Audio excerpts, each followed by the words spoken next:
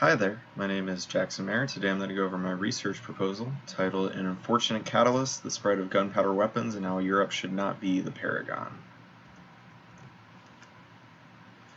So the impetus for this research proposal, and really just the whole thing that got me going, was mainly Guns, Germs, and Steel. In it, he talked. Jared Diamond, the author, talks about when the first gunpowder weapons kind of got to Europe through the Arabs, and how these English noblemen saw them being used in Spain, and how they were part of spreading this new technology to Europe.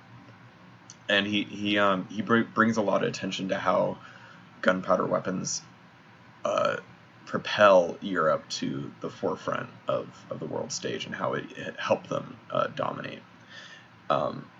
This, as well as a book I had already read called The Military Revolution Debate. It's a bunch of different essays on the military revolution of the 16th and 17th centuries. And both of these gave me an idea of something that I want to research along the lines of the spread and evolution of gunpowder weapons, and how that kind of affected different societies. So these questions, they went with kind of Diamond's overarching theme of his book, which is how Europe basically dominated the world, and how it came out ahead of everyone else. And this is partially due to its adoption and development of firearms. And also, I saw it as I wanted to look at the broader world aspect of the impact of firearms, not just European impact. My research would follow primarily a historical perspective, although it will have some geographical aspects as well. So my question: so why did Europe gain this foothold in the technology, and why did it become this military powerhouse? And really, it has a lot to do with its political fragmentation, but I'll get into that later. But really, the spread of firearms was slow across Eurasia, and it started in China, but it took a while to get to Europe, and it went through a lot of hands. And it wasn't just it started in China, and once it got to Europe, it exploded. And even in China, there was actually a huge use of these weapons, particularly under the Ming. They used guns and gunpowder weapons all the time. So it wasn't just a European product.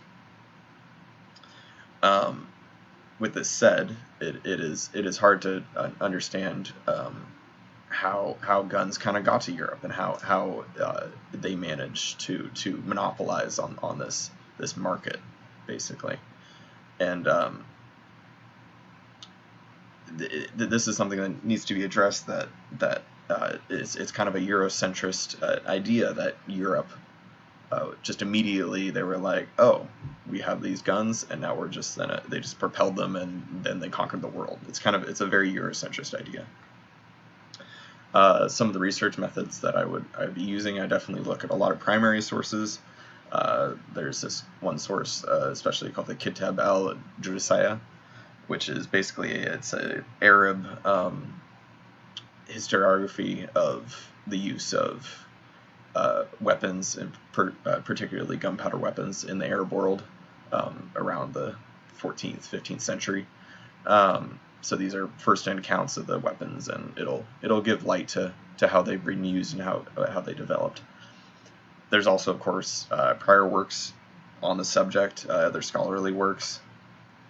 There's particularly ones on things such as the Ottomans, and the different, and how these other groups that are outside of Europe were portrayed differently, and portrayed as less sophisticated, even though they were very sophisticated in their use of gunpowder weapons. But I will have to fit it into an existing narrative of especially the military revolution in Europe, and I cannot shy away from the European military revolution because of just how big it is and how important it is, and just how much of a shift it was from the medieval perspective, and how it solidified a central authority, and really changed a lot of different political and economic aspects of the European world. And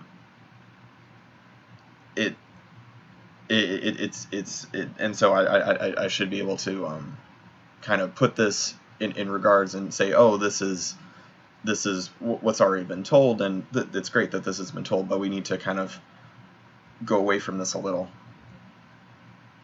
and kind of move on to some of the other smaller aspects, smaller parts of the whole story. Particularly, I was looking at Japanese, when they procured guns from the Portuguese, they adopted them heavily, and they actually in the 16th and 17th centuries, they developed a huge gun industry in Japan, and and that isn't really talked about as much as, especially in schools, as the European side. They got the guns, they developed everything. It's all the Europeans. They created everything. And in the Japanese example, there's also the similarities between Europe and especially Japan, of the multifaceted warring states interacting with each other, and how that affected and was affected by guns.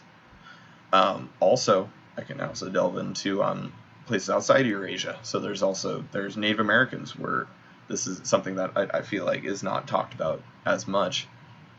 The guns were a huge influence on Native Americans, and they're mostly portrayed as the savage. They used bows and arrows, and they weren't as sophisticated as the Europeans or the Americans.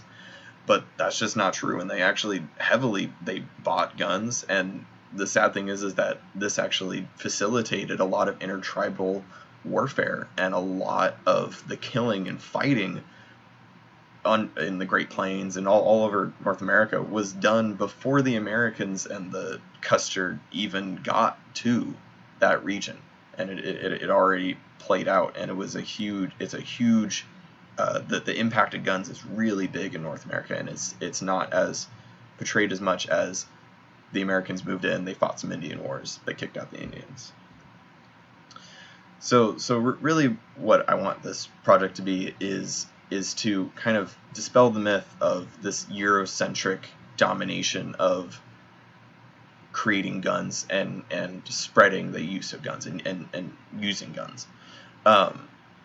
And while I do not want to downplay the impact that Europe had on the technology,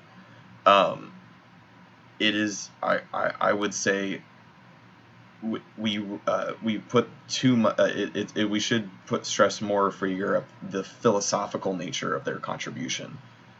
They did contribute great the technology, but their philosophical just a strategy in the military revolution was the main part, and it was also, especially in the early modern period, 17th, 16th century, it was very similar to the Chinese and the Muslim world. So they were not alone, and it's more of the philosophical changes that propelled them.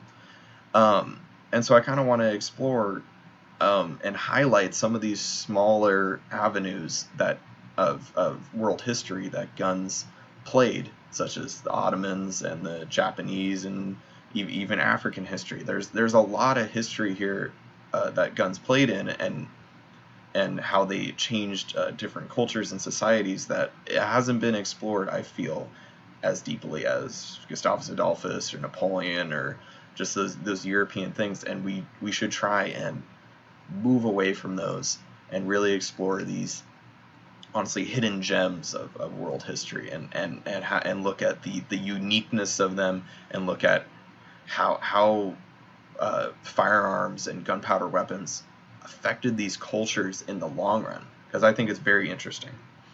And these are my sources, and thank you very much.